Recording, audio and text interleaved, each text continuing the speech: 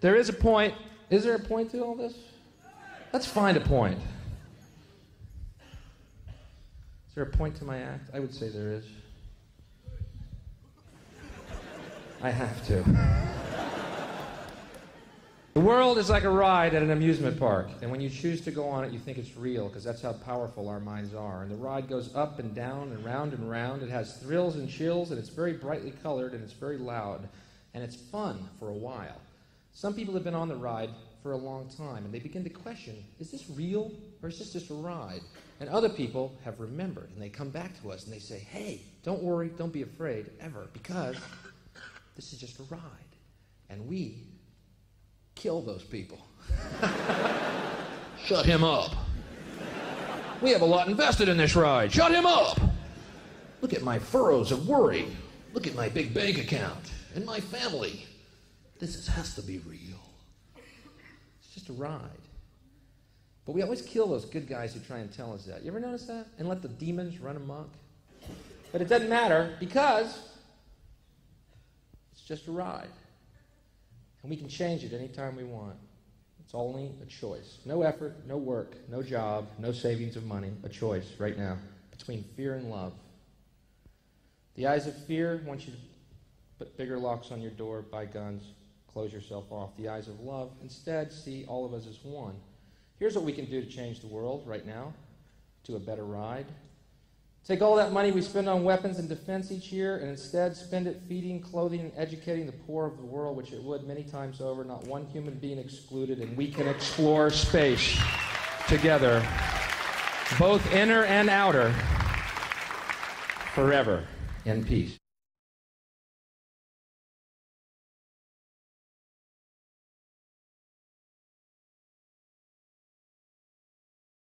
Nazi fears and hate speech hysteria are being amplified to attack civil liberties.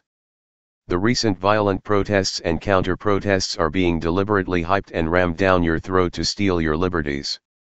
By the Free Thought Project, August 19, 2017.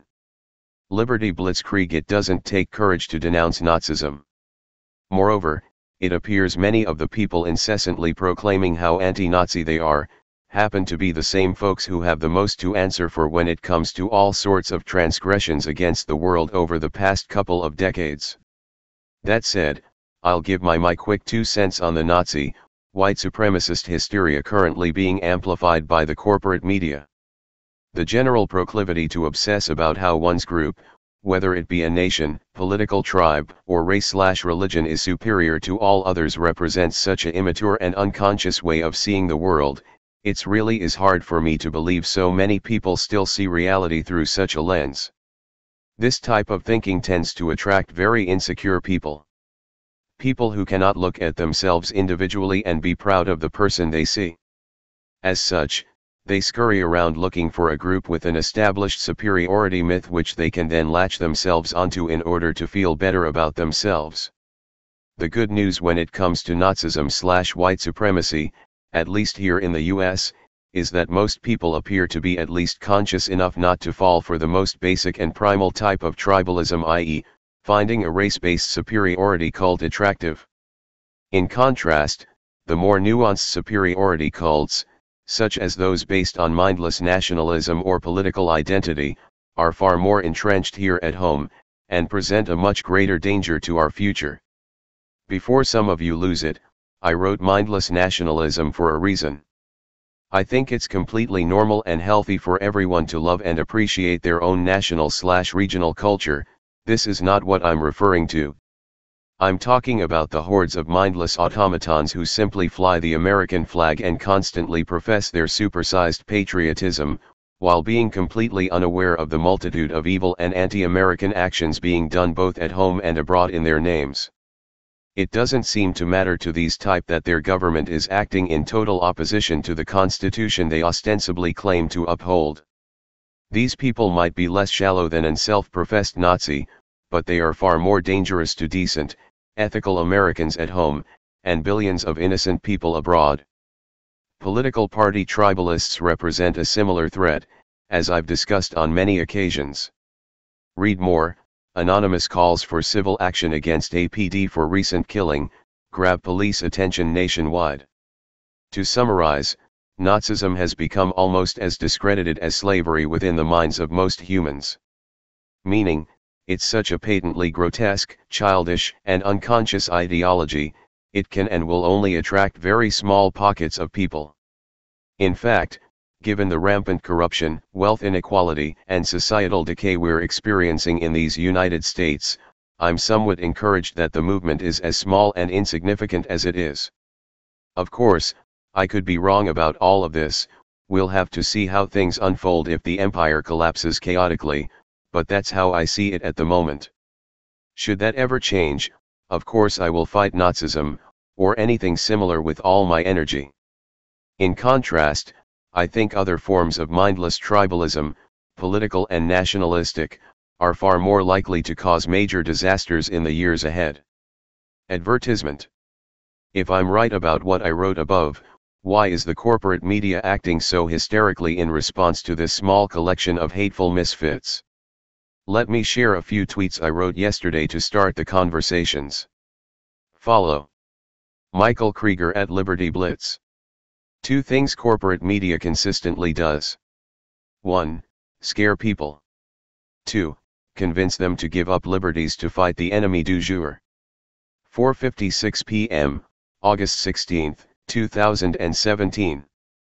3 replies 62 retweets 136 likes. Twitter adds info and privacy. You can probably tell where I'm going with this. Namely, a lot of really terrible people are trying to reinvent themselves by hyping up the Nazi threat. I've discussed this dangerous phenomenon in recent posts, but it's important enough to keep hammering home. The examples are pretty much everywhere you look. Here's a particularly shameless example I came across earlier today. Sarah's not exaggerating. Here's the exact quote Madeleine Albright made on 60 Minutes. Leslie Stahl on U.S. sanctions against Iraq, we have heard that 500,000 children have died. I mean, that's more children than died in Hiroshima. And, you know, is the price worth it? Secretary of State Madeleine Albright, I think this is a very hard choice, but the price we think the price is worth it? 60 Minutes, May 12, 96. Lesson number 1. Don't let terrible people get away with moral preening about some relatively insignificant Nazi threat when these are the very same people who have run this country and much of the world into the toilet bowl. Lesson number 2. Don't allow authoritarians to manipulate your emotions about white supremacy, or any other threat for that matter, as an excuse to take away cherished civil liberties. These types have been selling us on giving away our rights since 9/11, and they continue to use any threat they can to take away those that remain. Free speech is the holy grail for tyrants, and anyone who suggests we give up speech to protect ourselves presents a threat to us all. I came across 2 examples of this today in the normal course of my reading. Read more. This journalist made all of these cops look ridiculous by schooling them on his rights. First, an attorney who works for UCLA named Kasey wrote an op-ed published in the New York Times titled, "The ACLU Needs to Rethink Free Speech." It's one of the most incoherent, authoritarian pieces I've read in a while and, although a painful read, you should definitely check it out. It doesn't take much logic to recognize that her call for the government to decide which speech is acceptable and which is not, is actually far more dangerous to society than a few hundred Nazis getting together in Virginia, irrespective of the terrible loss of life. Another example of this authoritarian impulse was penned by Leonid Bershitsky in his Bloomberg article, "Facebook and Twitter are too big to allow fake users." To be fair, this article was written before the Charlottesville attack, so I would not characterize him as using the attack to push this narrative, but it's a wildly dangerous view nonetheless. He writes, "Social networks should be obliged to ban anonymous accounts. If they refuse to do so voluntarily, government regulators should force the issue.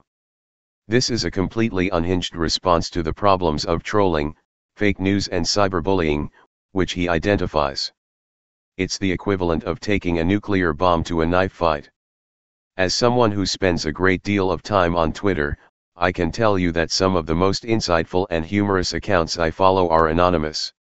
This makes total sense because most people have jobs, and people with jobs can be easily fired or ostracized. Not because they're writing pro-Nazi tweets, but because everything is essentially political these days, and if your boss happens to be a member of a different political tribe, it could affect your career. Did we already forget what happened to James Damery? Read more. After spending more than half his life in prison, this innocent 70-year-old man is now free. If social media companies suddenly banned anonymous accounts, the entire internet and discourse on it would instantly become 90% less interesting, creative, and dynamic. Much of the promise of the web would be crippled by such a policy, and humanity would be far worse off for it. Such a policy would crush political speech online, and limit it largely to those who create political content professionally. I could see why people in power would want to do this, but I can't grasp how anyone else could be so naive to support such an agenda. As Patrick Chavanek, who lived and worked in China, so insightfully tweeted. Follow Patrick Chavanek at @PeerChavanek. I think internet anonymity has big downsides. But forcing real name registration is something China's government does to suppress dissent. https://twitter.com/bv/status/8981034413938747 11:51 a.m., August 17, 2017. 1212 replies, 4141 retweets, 4444 likes. Twitter adds info and privacy. Ultimately, we need to recognize that fear is our biggest enemy. The corporate media tries to keep us in a constant state of fear, because it's in a state of fear where we are most vulnerable and hence easily manipulated. Don't succumb to fear. Stand strong, be courageous, and don't ever give up liberties because some pundit tells you it's what you need to do to fight whatever enemy they happen to be hyping at the moment. Finally, let's finish with a classic clip from the late Bill Hicks, who I consider to be an American prophet. He said it much better than I ever could. Hey Charlotte County, this is Charlotte County COPWATCH, and I found that I had to make a change this ending on my videos, letting you know about the channel and fair use laws, you know, how we can report on other people's reporting and how it's good, how it's bad, etc. But you guys can look it up yourself. It is legal.